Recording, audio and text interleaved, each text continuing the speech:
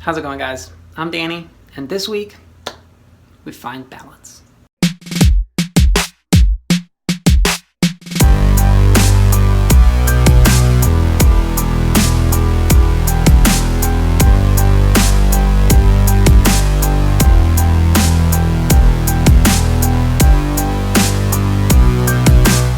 It's hard to really do anything when we're not balanced, and that's because when we're off balanced, our brain's number one priority is getting back to balance. Anything else we're doing is just sort of secondary. So that's why it's important to stay balanced while you're throwing a golf disc. Now, there are a couple sort of markers that say that people are not balanced. The first is when the feet turn around backwards. I know I talk about this a lot, and I'm gonna keep talking about it as long as people keep doing it, but you wanna make sure your feet stay sideways while you're throwing. You don't want them to turn around backwards. That's just catching yourself because you're off balance.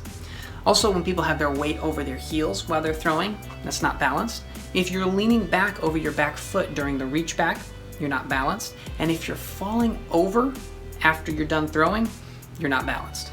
So here's how to fix it. Step one is to keep your feet sideways. I know I talk about this a lot. You want to think of walking sideways at the target rather than letting yourself turn around backwards. And part of this is keeping your X step small and keeping your feet sideways. Second is shifting your weight over your toes. If you shift your weight forward a little bit, you're going to be able to keep your left heel off the ground as you X step. For righties. Lefties, it's the right heel, obviously. Anyway, shifting your weight over your toes is actually going to engage more muscles in your legs, and it's going to give you a lot more power along with the more control you get from being balanced.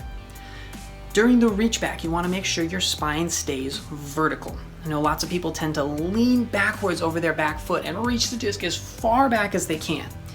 This throws you off balance a lot, and it takes away a lot of power. If you keep your spine vertical and think of rotating your shoulders while extending your arm back as far as you can, you're going to be a lot more powerful. That's because your spine doesn't move very fast when it's bending back and forth, but if you can keep it as an anchor for everything else, you're going to be able to leverage a lot more power into the disc. And the last thing is pace.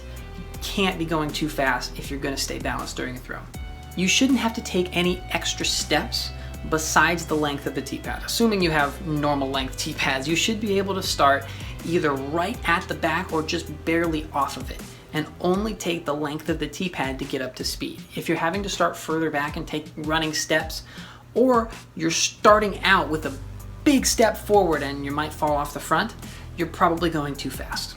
So let's take a look at how well Drew Gibson stays balanced through his shot. First thing I want to point out, his feet are sideways the entire time. He's never turning around backwards. He's never deviating from sideways.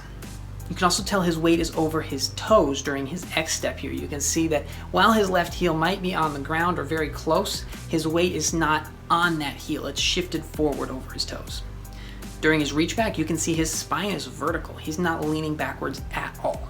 If I were to play this at full speed, you'd see that he has a very good pace. He's not running into his shot. He's not taking any more than 3 steps to throw the disc.